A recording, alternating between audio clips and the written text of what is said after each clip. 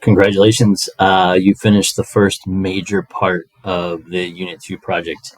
You just have a few steps left. And this is kind of, there's a little bit more research, but not much. And then it's mostly combining the stuff you've already done into a cohesive thing.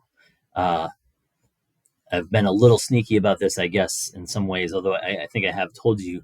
Uh, what we're doing here is putting together an essay, but basically each of these steps is a way you could go about putting together an essay. So hopefully this skill set will have helped you along the way.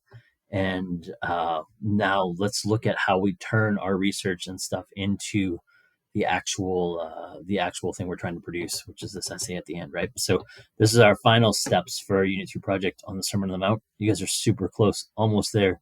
Let's see if we can finish it up. You've already completed the first 6 steps. You've done a lot of research. You've read the Sermon on the Mount a bunch. You've looked at sermons. You've looked at commentaries. You've looked at some writers. You've picked a couple of writers, and now you've figured out what those writers say about your passage. You should have a pretty good handle on what your passage means or what you think it might mean, right? That brings us to the last 3 steps. So the last 3 steps are you're going to look at the same 2 thinkers that you did your commentary work on, that you kind of dialed into. Look at those 2 thinkers and what they say about the image of God. This is going to be different research, right? So you might just need to Google this. You can probably find it in CCEL. You might be able to find it in a different commentary or a different essay or something like that. But this is going to take a little bit more research. Google it. You can use academic sites, JSTOR, whatever sites you want to track down, but track down the name of your thinker and what they say about the image of God. There's a bunch of different ways to find this. And there are some handouts that I have on this, potentially, depending on who you've picked. So there are some things you can look at. All right. Second, or step 8, is you're going to take all of this research you've done and you're going to combine that into an expanded outline. If you remember in the past, you've done expanded outlines for me. You read an introduction and a conclusion. That's what you're gonna translate that directly into your essay anyway. So write your introduction for your essay and your conclusion for your essay, and then your main body paragraph points, right? And now these, you should already have all of these basically laid out for you. Pay attention as you go through this. Got some more slides. The image of God stuff we already talked about. Here are the key things for that. Use the same 2 thinkers you already used. You're already familiar with them. That's the idea. But then the expanded outline part, this one I want you to think about.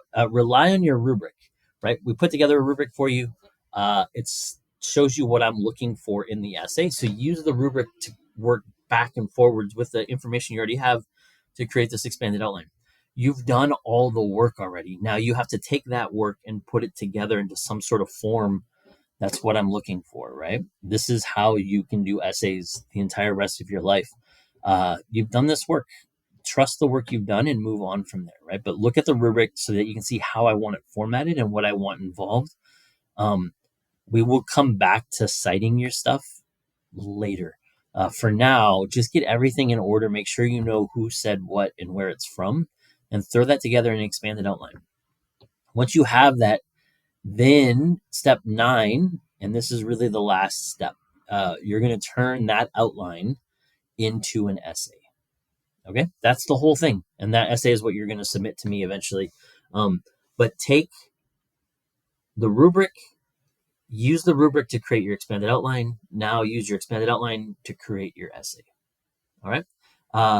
Once you've done the expanded outline, it's not going to be very much work to create your essay. A couple of detailed things on this. If you can have this done in time, your last class before it's submitted, I'm going to create space for you to partner with people who are also done with this. So you can have somebody else read it and give you feedback. I've got a whole process for that we'll do in class. For now, though, just sort of know this is where you're supposed to be at the end of next week. So if you're an odd day on Thursday, you should be done with your essay when you come to class, or pretty close to done, so that the last half hour or 40 minutes or so we can use to get feedback to make your essay awesome. Even days, same thing, except for Friday, right? So on Friday when you come to class, you should pretty much have your essay done. It's going to be due at 5 o'clock anyway. So mostly have it done. That gives you the last half of class to really be able to partner up and edit it and give feedback together so that it's the best essay you can hand in, okay?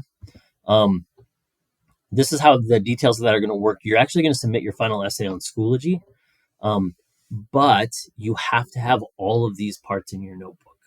All right. So all steps 1 through 8 have to be in your notebook so that I can see them.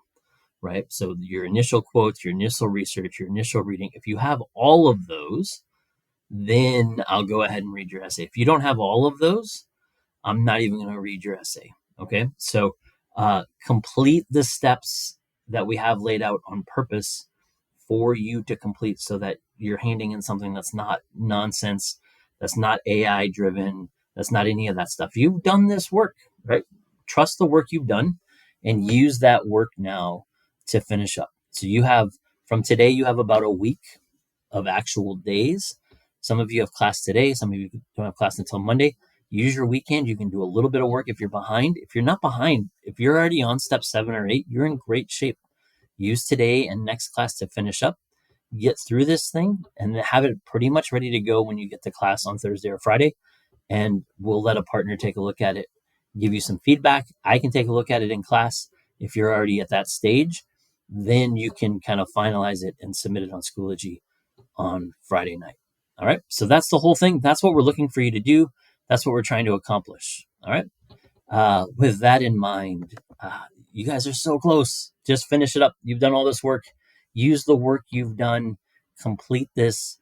Give yourself a chance. I'm really excited to see what you've been up to.